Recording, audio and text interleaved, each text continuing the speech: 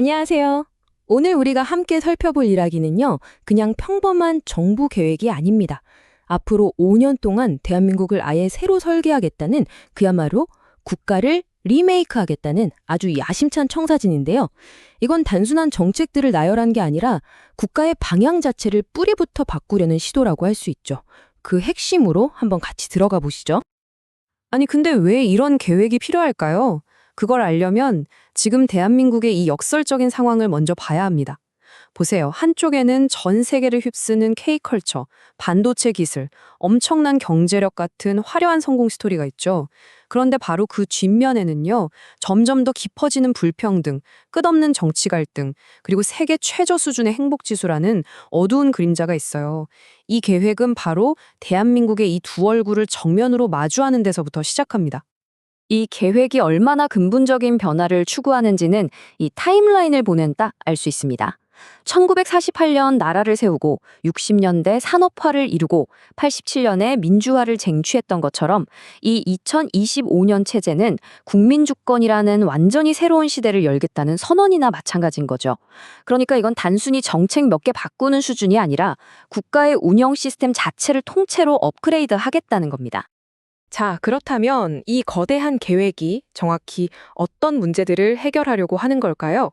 대한민국에 대한 냉정한 진단부터 한번 자세히 들여다보겠습니다. 이 세계 행복 보고서 데이터를 한번 보세요. 이 간극이 정말 뚜렷하게 보입니다. 1인당 GDP, 그러니까 경제력은 세계 21위로 정말 대단하죠. 명백한 선진국입니다. 그런데 정작 내가 어려울 때 기댈 사람이 있나 하는 사회적 지지 항목은 84위고요. 내 삶을 내 뜻대로 선택할 자유가 있나 하는 항목은 무려 104위까지 떨어져요. 돈은 많이 버는데 왜 우리는 행복하지 않을까? 바로 이 질문에 대한 답이 여기에 있는 거죠. 경제적 성공이 우리 삶의 만족으로 전혀 이어지지 못하고 있다는 아주 명백한 증거입니다. 위기는 여기서 그치지 않습니다. 사회적인 차원을 넘어서 우리나라 민주주의의 근간까지 흔들리고 있다는 지적이 나와요. 국제 민주주의 지수 순위가 계속 떨어지는 걸 보세요. 이코노미스트 지수에서는 완전한 민주주의 국가에서 결함 있는 민주주의 국가로 등급이 떨어졌고요. 다른 부이댐 지수 순위는 거의 수직 낙하 수준입니다. 바로 이런 정치적인 위기감이 이 계획을 만들게 된 또 하나의 중요한 배경입니다. 자, 그럼 이 모든 문제들에 대한 해답으로 이 계획이 내세우는 핵심 비전은 과연 무엇일까요? 이건 그냥 정책들을 쭉 나열한 게 아니라 국가를 이끌 새로운 철학을 다시 세우는 거라고 볼 수 있습니다. 바로 이 한마디입니다. 국민이 주인인 나라. 이 슬로건이 앞으로 5개년 계획 전체를 꿰뚫는 핵심 철학이에요. 이게 무슨 뜻이냐면 더 이상 다른 선진국들 꽁무니만 쫓아가는 추격자 모델은 끝내겠다는 겁니다.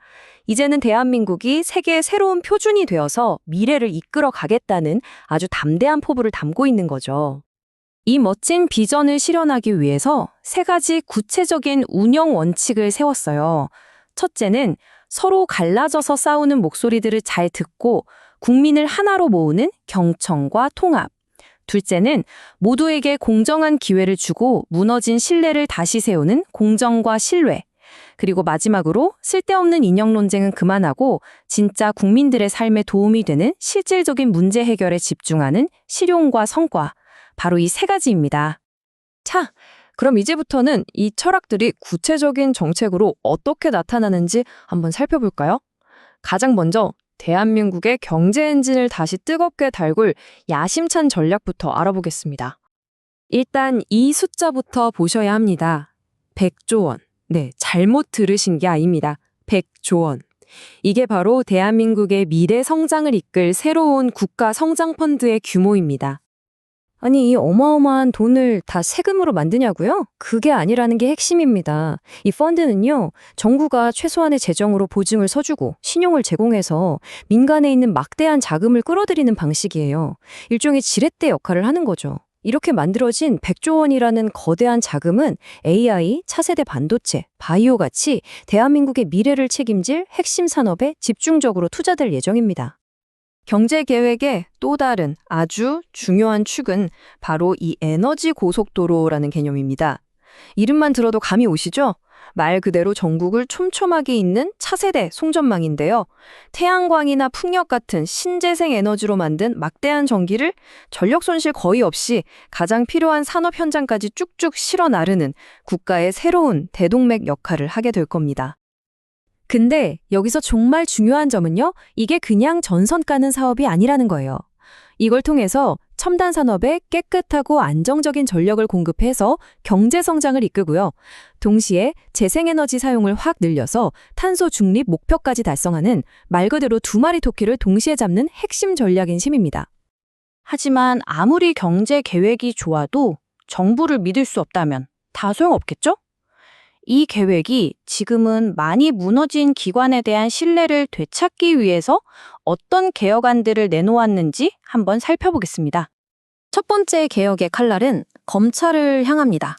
한 기관이 범죄를 수사하는 권한과 재판에 넘기는 기소 권한을 전부 다 가지는 게 너무 과도한 권력 집중을 낳는다는 비판이 많았잖아요.